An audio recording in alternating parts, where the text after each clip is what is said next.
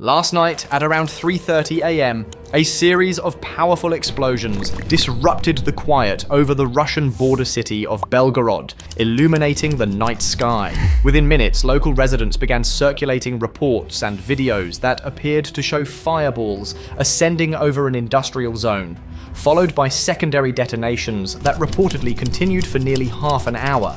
This was not merely another attack in an ongoing conflict. It seemingly marked the destruction of a critical asset that Moscow allegedly considered its most secure logistical lifeline, a project valued at an estimated $4 billion, reportedly supported by China, and intended to sustain Russia's military operations through the winter. For several months, Western intelligence agencies had been observing unusual activities along the Russia-China border. Satellite imagery revealed the construction of new warehouses, the expansion of rail hubs, and the movement of heavily guarded convoys. Officially, these were designated as dual-use trade facilities for agricultural and industrial supplies. However, intelligence briefings, which were reportedly leaked in late September, suggested a more strategic purpose. These briefings indicated that Beijing was quietly establishing what appeared to be a covert supply corridor, a network of warehouses and transport nodes designed to funnel critical materials, machine parts, and electronics into Russia's defense sector. The strategy was straightforward yet ambitious. As Western sanctions intensified, Moscow's domestic production of advanced weaponry had begun to falter. Russian factories were experiencing well-documented shortages of essential precision tools, semiconductors, and chemical components required for missile and drone manufacturing. In response, China apparently developed a plan to create a clandestine logistics network capable of moving restricted goods under the guise of civilian trade. This backup plan, as it was reportedly termed by Russian state media, was designed to ensure that the Kremlin's war economy would remain operational. Last night, however, that entire plan was engulfed in flames. According to initial reports from Ukrainian intelligence, later corroborated by Western satellite data, a long-range Ukrainian strike targeted a massive logistics hub just outside Belgorod. It is believed that a combination of drones and precision-guided missiles was used in the attack. This facility was reportedly not a standard warehouse. Analysts suggest it was a pivotal transfer point in China's alleged secret supply route. Shipments arriving from Manzhouli and Suifenhe were processed here before being distributed to Russian military factories in cities such as Tula, Bryansk, and Nizhny Novgorod. The attack appears to have been devastating. Satellite images taken hours later showed at least 9 large storage buildings completely destroyed, with several rail cars reduced to molten metal. Russian emergency services attempted to downplay the event, referring to it as a localized fire at an industrial park. But by dawn, intercepted communications among Russian logistics officials reportedly confirmed the severity of the situation. The strike appears to have crippled the primary artery of what is claimed to be a $4 billion Chinese trade network, one specifically established to support Moscow's war effort. This incident was part of a larger pattern. Over the past 2 weeks, Ukraine had been systematically targeting Russia's most protected logistical assets. Yet, this particular attack is seen as different due to its political significance. Analysts suggest it represents a direct blow to Beijing's credibility as Moscow's essential lifeline. For months, China had carefully maintained a position as Russia's silent partner, publicly advocating for peace while discreetly ensuring that Putin's military did not exhaust its supply of parts and components. It was a delicate balancing act, maintaining plausible deniability while gaining the strategic advantages of a dependent Russia. Following last night's events, that balance appears to have collapsed. Western analysts have referred to the destroyed hub as part of China's Red Silk Corridor, described as a covert adaptation of its Belt and Road Initiative for wartime logistics. The precision of the strike suggests that Ukraine had successfully mapped out the very supply lines keeping Russia's war machine operational. Inside the Kremlin, the atmosphere reportedly grew somber. For weeks, Russian state media had confidently asserted that the strategic trade partnership with China was shielding the economy from Western pressure. However, after the destruction, even officials within Russia's Ministry of Industry privately conceded that the losses are catastrophic.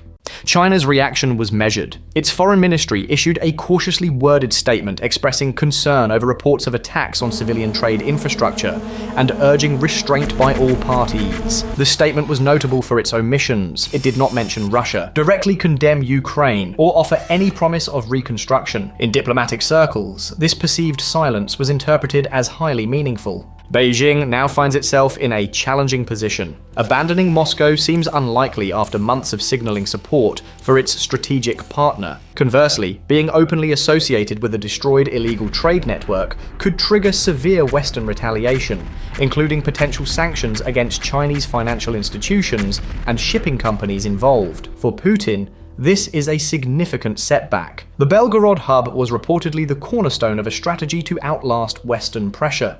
With its destruction, Moscow is confronted with another logistical crisis. Rail traffic from China has slowed, and several Russian defense plants are expected to halt production within weeks due to shortages of imported components. Ukraine, on the other hand, is framing the strike as a major strategic victory. In Kyiv, military officials called it a surgical dismantling of the enemy's shadow economy. This event was not just a tactical success.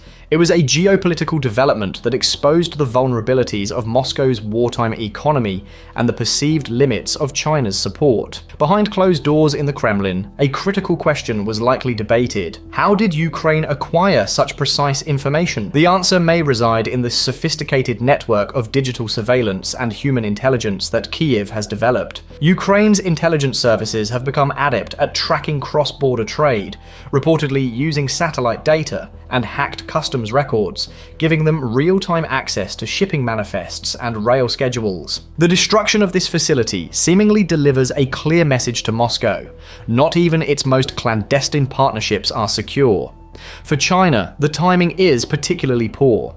Beijing has been under increasing scrutiny from Western governments regarding its role in sustaining Russia's war effort. The European Union had already issued warnings about potential sanctions targeting Chinese companies suspected of helping Russia bypass trade restrictions. Now, with tangible evidence of a destroyed facility linked to its support, that scrutiny is expected to intensify. Financial analysts estimate that the hub handled nearly 40% of all Chinese freight entering Russia through that corridor. The loss is immense, not just in monetary value, but in strategic capability. This incident has reportedly amplified an ongoing debate within China's leadership. For a long time, Beijing has tried to navigate a fine line, supporting Russia's opposition to the West without becoming directly involved in the conflict. But as the costs of this balancing act increase, so do the risks. Last night's strike may have altered that delicate equilibrium. Internationally, the reaction was immediate. The European Union's foreign policy chief called for an immediate investigation into China's involvement, while congressional leaders in Washington demanded stronger sanctions against any entities found to be facilitating Russian military production. Inside Russia, the mood is one of growing concern. Reports from Moscow indicate rising tensions between the military leadership and economic ministries. Commanders on the front lines require more equipment, but industry officials are warning that key supply chains are failing. Production at the artillery manufacturing hub in Tula has reportedly slowed by over 30% since September, due to a shortage of imported parts, a figure expected to rise sharply now that the Belgorod hub is gone. In the broader geopolitical landscape, this event could reshape the balance of power across Eurasia.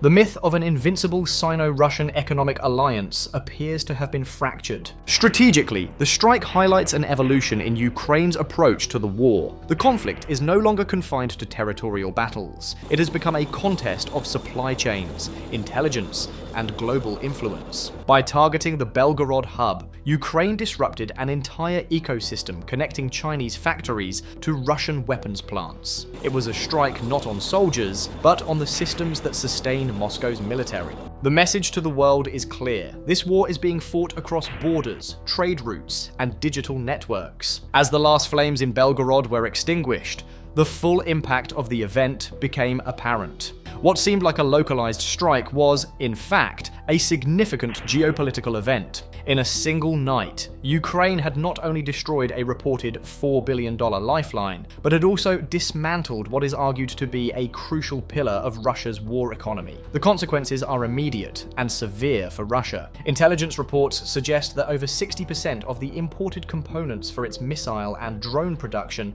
passed through that corridor. These were essential items, and without them, production lines at key facilities are expected to halt within weeks. Finding alternative routes will not be simple. Ukraine's strike has demonstrated that no logistical chain is entirely safe. Neighboring countries like Kazakhstan and Mongolia, which had previously served as intermediaries, are now under intense international pressure to tighten export controls. For China, this event is an uncomfortable reality check. The destruction of the Belgorod corridor exposes a truth Beijing had sought to conceal. Its economic relationship with Russia is not just a political convenience, but also a strategic liability. China will likely respond with caution, downplaying the incident while reassessing its strategy. The support may continue, but it is expected to become slower, riskier, and far less dependable. From the perspective of Kyiv and its Western allies, this strike marks a new phase of warfare focused on strategic disruption. It demonstrates how precision strikes, combined with intelligence cooperation, can cripple an adversary's war machine. This form of asymmetric warfare, which Ukraine has refined, turns intelligence, drones, and long-range missiles into instruments of economic pressure. For President Putin, this is both a logistical and a political crisis. He had reportedly assured his inner circle that the partnership with China would guarantee stability. Now, the limits of that no-limits partnership have been starkly revealed, undermining his credibility. The war in Ukraine appears to be no longer just about territory. For many observers, it is about the global order, and last night, the order may have experienced a significant shift. For ongoing analysis of the geopolitical shifts and unseen strategies shaping this conflict, subscribe for our in-depth reports.